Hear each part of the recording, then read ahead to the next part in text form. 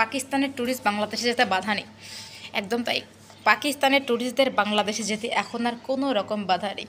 পাকিস্তানি ট্যুরিস্টরা অনায়াসে এখন বাংলাদেশে যেতে পারবে, বাংলাদেশে থাকতে পারবে।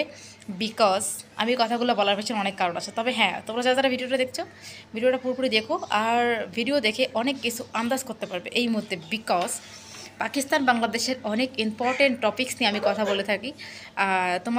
আমাকে অনেকেই কমেন্টস করে যে পাকিস্তানে আমার বয়ফ্রেন্ড আছে, পাকিস্তানে আমার ফ্রেন্ড আছে, পাকিস্তানে আমার ফ্যামিলি মেম্বার আছে যারা অনেক আগে থেকে পাকিস্তানে পড়ে আছে, এখনও বাংলাদেশে এন্ট্রি হতে পারেনি। তো যদি ডিরেক্ট ফ্লাইট হয় বা ভিসার কার্যক্রম যদি এভাবে ঠিকঠাক মতো হয়, তারাও আসবে। অনেকেরই আছে এরকম, ফ্যামিলি মেম্বার থেকে শুরু করে ফ্রেন্ড সার্কেল, অনেক কিছু আছে, বা ফেসবুক ফ্রেন্ড অনেকের, অনেক কিছু আছে। তো এইগুলোর দিক দিয়ে বলা যায় যে অনেকেই আসলে এই বিষয়গুলো নিয়ে ডাউট থাকে বা আগ্রহ থাকে জানার, বা আমাকেও কমেন্টস করে থাকে যে আপু আসলে পাকিস্তানিরা বাংলাদেশে কীভাবে আসতে পারে। আর পাকিস্তানিদের ভিসা বাংলাদেশের অনেক কষ্টের, কারণ পাকিস্তানিদের সহজে বাংলাদেশ ভিসা দেয় না, এটা সত্যি কথা।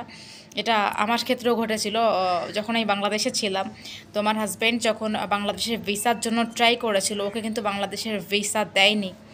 তো একটা বেশ বিড়ম্বনার মধ্যে পড়েছিলাম, দেন আমাকে আসতে হয়েছিল। তো এই ব্যাপারটা আসলে অনেক বেশি ক্রিটিক্যাল। আমি যখন পাকিস্তানে এসেছিলাম তখন ভীষণ কষ্ট করে এসেছিলাম, এখন তো পাকিস্তানে ইজি আসতে পারতেছে না। আমি কত কান্নাকাটির পরে, কত সাধনার পরে পাকিস্তানে ভিসা পেয়েছিলাম, এটা তো আমি জানি যে পাকিস্তানের ভিসা পেতে আমাকে কতটা কষ্ট করতে হয়েছিল। যাই হোক, তো এখন পাকিস্তানিরা কিন্তু বাংলাদেশে অনায়াসে যেতে পারবে, কারণ পাকিস্তানিদের ভিসা কার্যক্রম অনেকটা সহজ করে দিছে বাংলাদেশ। পাকিস্তানিরা বাংলাদেশে আসতে কোনো বাধা নেই ওরমভাবে। পাকিস্তানিরা বাংলাদেশে এসে বাংলাদেশে ঘুরতে পারবে, বাংলাদেশের খাবার খেতে পারবে, তাদের জন্য কোনো রেস্ট্রিকশন এই মুহূর্তে অতটা নেই। কারণ আগে যেরকম ভিসার যে ক্রাইটেরিয়া ছিল, ওগুলো অনেক বেশি টাফ ছিল। টাফ বলতে আমি বোঝাচ্ছি ভিসার কার্যক্রম যেটা অনেক বেশি কঠিন ছিল। তারা ভিসা পেত না, এক কথা তাদেরকে অনেক রকম হয়রানিমূলক যে ব্যাপারগুলো ওগুলো করা হতো। তো এগুলো ছিল। এখন কিন্তু যে এম্বাসি সব কিছু চেঞ্জ করা হয়েছে, এখন পাকিস্তানিদের বাংলাদেশের ভিসা পেতে সমস্যা নেই। যদিও বাংলাদেশের ই ভিসা নয়, তবে বাংলাদেশের ভিসা এখন পাসপোর্টে তো দিবে। তো গেলে এখন যে পেপারগুলো ডকুমেন্টসগুলো দরকার, ওগুলো দিয়ে ওগুলো দেখাইলে বা সব কিছু সঠিক থাকলে ভিসা পাকিস্তানে যে জলদি দিচ্ছে এখন, কারণ এখন বাংলাদেশ থেকে দেওয়ার ঘোষণা দিচ্ছে ভিসা। বাংলাদেশ থেকে বলা হয়েছে যে পাকিস্তানিদের ভিসা দেওয়ার জন্য। তো সেক্ষেত্রে এখন পাকিস্তানিরা ভিসা পাচ্ছে, কোনো সমস্যা নেই এটাতে।